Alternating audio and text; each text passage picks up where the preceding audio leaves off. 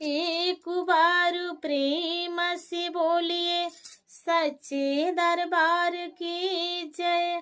हर हर महादेव, हर हर महादेव। हम अदिति लोकगीत चैनल के माध्यम से भगवान भोलेनाथ माता पार्वती जी के चरण में कोटि कोटि प्रणाम करतनी। आधा शक्ति जगदम्बा माता जी के चरण में कोटि कोटि प्रणाम करतनी। धरती पर बैठल धरती माता जी के चरण में कोटि कोटि प्रणाम करतनी।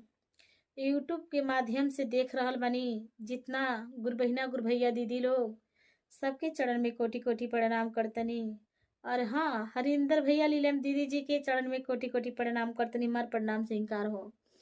ये गुरु बहिना देखी, एगो समय के बात हो। एगो पति और पत्नी बा लोग भगवान भोलेनाथ के बहुत श्रद्धा से, बहुत मन से, बहुत ललसा से भगवान भोलेनाथ के पूजा करता लोग दोनों जाने। लेकिन दीदी बहुत गरीब परिवार बाड़े, बहुत गरीब परिवार बाटे उनकर।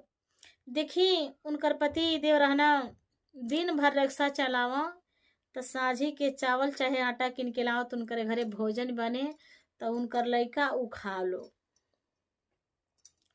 एक दीदी देखी, रोज की यह बात रहे, बेचारू रक्षा चलावे जा, चावल चाहे आटा किन के ले आवा, 10-20 जौने कमा 150 किन के ले आवा। इतने कमा जे एक दिन के कमाए उनकर एक दिन के खहई भर के होके दूसरा दिन के ना हो पावे। देखिए ये दीदी रोज ऐसे कमात रहना, कमा के ले आवा जुए के खाए भर खोके सुबेरे के ना बचे। देखी बेचारा भूखे गई ना रिक्शा चलावे, और इनके घर के लोग भी भूखे बचल रहे। 3 गो रुपया उनकर थैली में बचल रहे। सोचा जे मतलब हम चाय पी ले बगैर तो कहीं 3 रुपया के चाय वो पी ली, 5 रुपया के 10 रुपया के नेते कप चाय नहीं मिली, लेकिन कहा 3 गो रुपया बगैर तो कुछ खाइयो ले तो हमार मेहरारू और लड़का भूखे रह जाई लो। देखिए दीदी बेचारा 3 गो रुपया वो खा नहीं वही रखले रहना जेबे में। पूरा दिन के दिन, एक दिन के दिन, पूरा दिन के दिन बीत गई, लेकिन एगो उनके सवारी ना मिलल जे 10-20 कमा तो अपने घरे चावल ले आओ और उनकर लोग लड़का खा। देखिए दीदी उनकर लोग लड़का बैठल रहे, अगोरत रहे लोग जे अब ले आवे ना कुछ तो बनी तो खाइल जाई। देखिए दीदी एहिंगान करते करते पूरा दिन अगोर लेना, सवारी ना उनके मिलल। कहना 3 गो रुपया बा अगर तक कुछ खा ले हमार लड़का लोग उपासे रह जाई। ऐसा बाती बा, सवारी नहीं मिली, चल तनी यार हम भूखे छटपटा तनी और उन्हें लड़का मेहरारू भूखे छटपटात हुई लोग।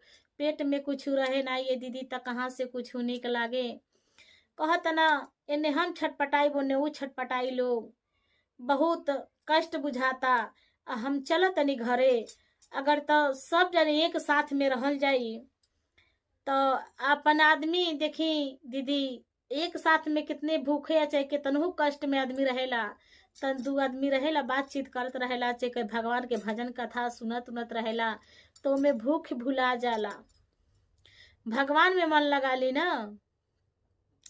कहना जे सवारी नहीं मिली, आज हम घरे चला तनी, घरे चला भी भूखे रहल जाई तो का करी, लेकिन हमने के सब परिवार एक साथ में रहल जाए, मेहरारू लड़का हम सब जने साथ में रहल जाई, भूखे रहल जाई तो का करी।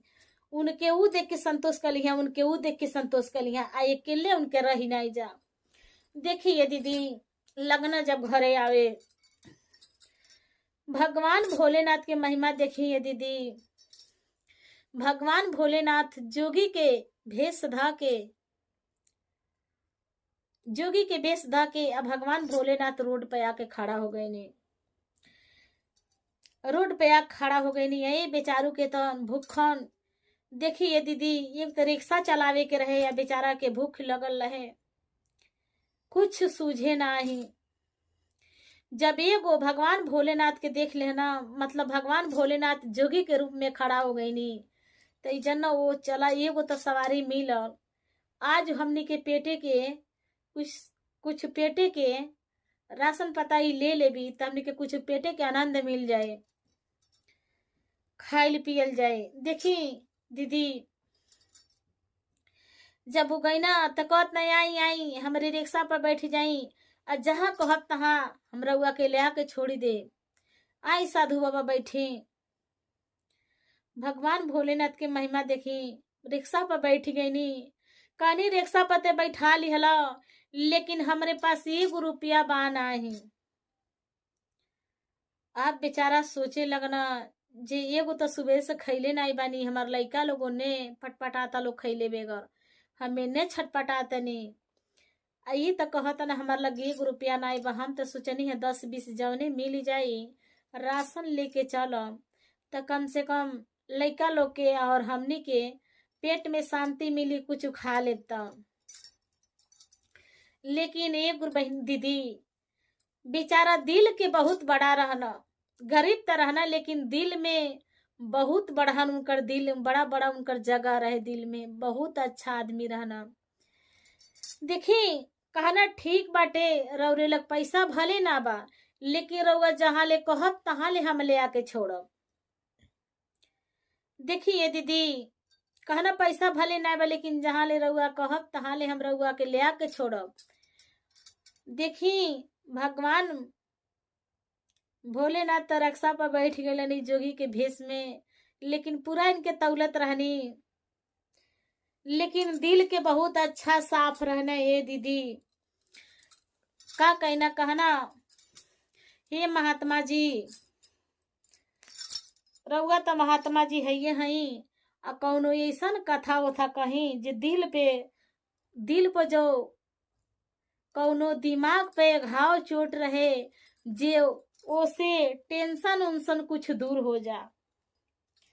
देखिए दीदी भगवान भोलेनाथ जानत रहनी जे इनके टेंशन बाटे। कहना ठीक बा बचवा कथा तो सुनाई लेकिन एगो एगो एगो बाती के 1 रुपया लगी। जौन एक सबक सुनाए तो के 1 रुपया लगी। कहना ठीक बा हम 1 रुपया रउरा के दे लेकिन बढ़िया सुनाई। देखिए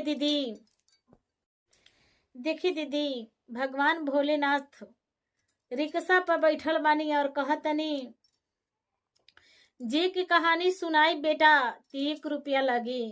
कहना ठीक बा चली बाबा सुनाई हम 1 रुपया दे। कहना देखा बेटा 10 गो आदमी मिल के कौनो बाती के निर्णय करता आ अगर तो कह दे जे तो के बात के मानी जाए के चाहिए तो बाती के मानी जाए के चाहिए। बात के उल्लंघन ना करे के चाहिए।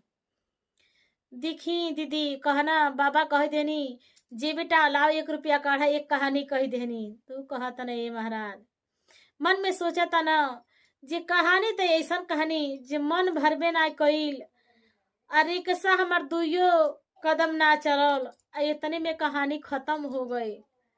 ई बाबा ठीक है एगो कहानी अवर सुना दी। बाबा भोलेनाथ देखी मन में तौलतनी जे सेवक के हमरे का दिल में बाटे। देखी ये दीदी उनके दिल में ना कुछ कपट रहे ना छपट रहे ना कुछ रहे। देखी गरीब के पास बहुत बड़ा दिल होला लेकिन ओके भगवान के साथ जरूर मिलेला।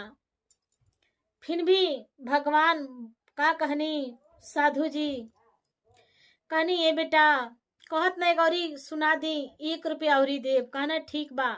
कहना ये बेटा अब देखा अमास पुण्य के दिन जो नहान लगेला उमें नहाए की ना चाहिए। जैसे मोटरी गठरी सब लोग लेके आ चली जाला केहू कैसो रहेला उमें सब आउर बाउर आदमी सब जाने पापी धर्मी सभे नहाए जाला। वो दिन गंगा मैया घाट छोड़ के घाटे कगरी बस जाले। वो दिन के दिन नहान करे नाई जाए के चाहिए। देखिए दीदी कहना दूसरा कहानी हो गई 1 रुपया वो निकाला। कहना ये बाबा मन में सोचा था ना जी बाबा तो ये कहानी कहा तनी तो 1 रुपया ले ले तनी 1 रुपया बचल बा 1 रुपया ही होई का ये गौरी कहानी सुनो। का एक और कहानी सुनम। देखी कहा तना बाबा से, ये बाबा एगो कहानी रे सुना दे, उतना में हम घरे पहुंच जाए। एगो कहानी सुना दी और कहना बाबा 1 रुपया भइल लगी। कहना ठीक बा बाबा 1 रुपया दे, लेकिन एगो कहानी सुना दी और देखी ये दीदी बाबा कहानी सुनावा तनी और कैसे कहा तनी, बेटा कौनो ऐसन दिल के बात रहे, लेकिन कुछ बात ऐसन होला जो अपने पत्नी से नहीं बतावे की चाहिए। नहीं तो बहुत सारी महिलाएं जुट के इकट्ठा में बात करेली लो, तो अपने अपने घर के भेद वहां मिल जाला। जे ऐसन कौनो बात रहे जे ओके अपने पत्नी से ना बतावे की चाहिए। देखिए दीदी 3 कहानी हो गई। बाबा कहना 1 रुपया और निकाला, 3 रुपया बाबा ले लेना। जब 3 रुपया भगवान भोलेनाथ के हाथ में आ गई, कहानी भगवान भोलेनाथ मन में सोचा था नहीं, जब तू 3 रुपया दे देला, लेकिन तू 3 लोग के खातिर मालिक बनब। कहना 3 रुपया तो के बड़ी महान बना के छोड़ब। देखिए दीदी भगवान भोलेनाथ वही जब उतर गई नहीं, कुछ दिन बचल, कुछ दूर बचल रहे उनकर घर जाए खतरा के। देखा तना वही रास्ता में एगो पागल कचरा के मर गइल बा, ओके केहू छुए वाला ना रहे। पागल रहे, जेही आवे तेही चहल के आवे चल जा, गोड़ हाथ मुंह टूट फूट गइल रहे।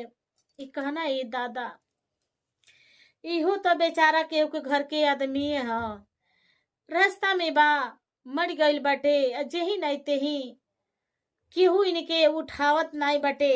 हे मन चला हम ही इनके उठा के कहीं दाह संस्कार कर दे, इनकर आत्मा के शांति मिल जाए। देखिए दीदी गरीब बेचारा के दिल कैसन रहे। का कहना उठा के अपने रिक्शा पर लदन है। देखिए दीदी जब उठा के अपने रिक्शा पर लदन है, तो उनकर गुदरी और बोरिया बस्तर जवन झोरा झंटी में धैले रहना, उ तो इतनी वजन हो गई उनके छुअत भर में, जीव में मार सोना चांदी और रुपया पैसा भर गए उनकरे झोरा झंटी में। तो जब उठा के धरत ना, तो उनके तो उठा के ध देना पागल जवन मरल रहना, आ जवन समार रहे उठा के धरत ना झोरा झंटी। कहना जहाँ फूकब संस्कार करब उहमे इहो ध दे। ई का रास्ता में रही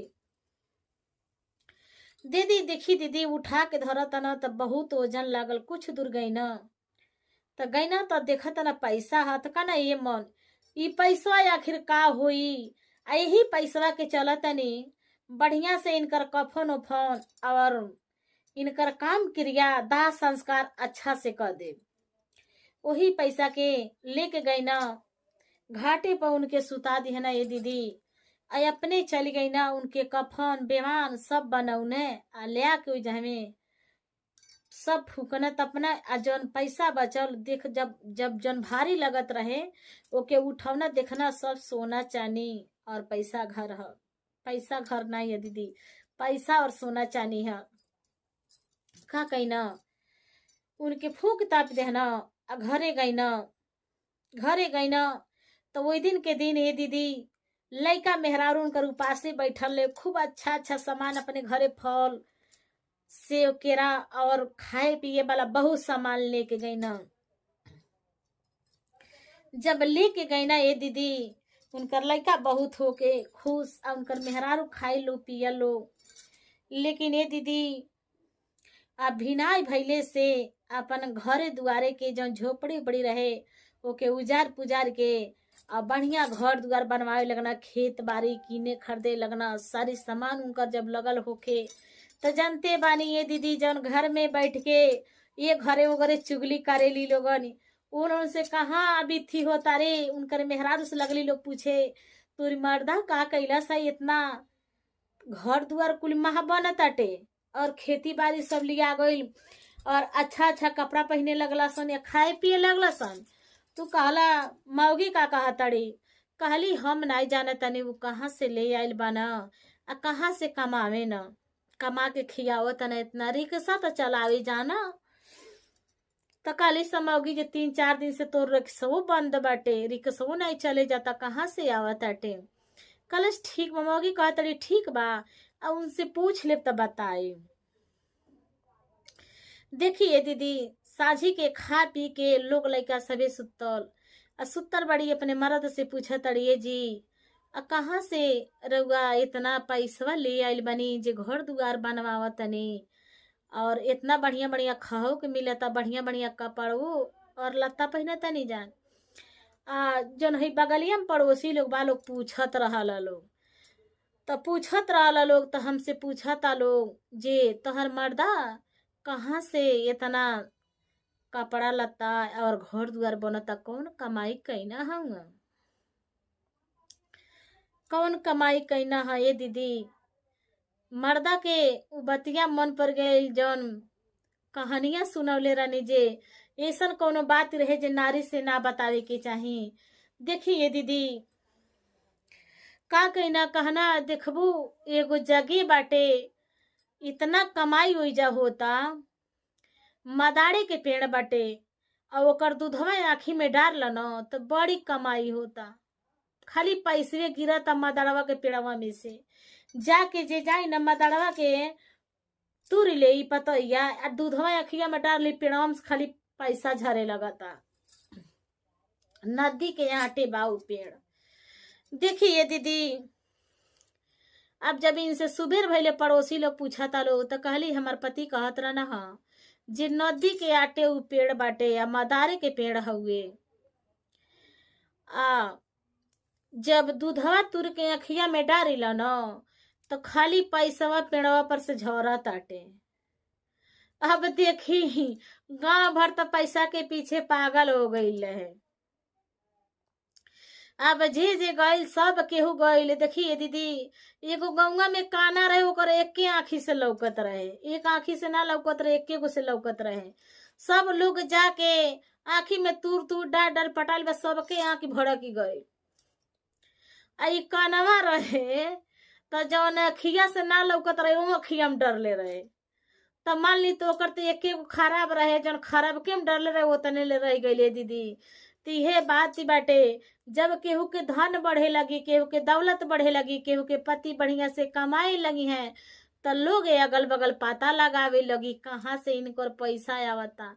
उ तो भगवान भोलेनाथ के चमकदार रहे, जे उनकर पैसा आवत रहे, भक्ति करत रहे, भजन करत रहे लोग, भाव रहे, उनकर अंदर प्रेम रहे ये दीदी, तब आवत रहे। चली जने हे कथा खत्म बा।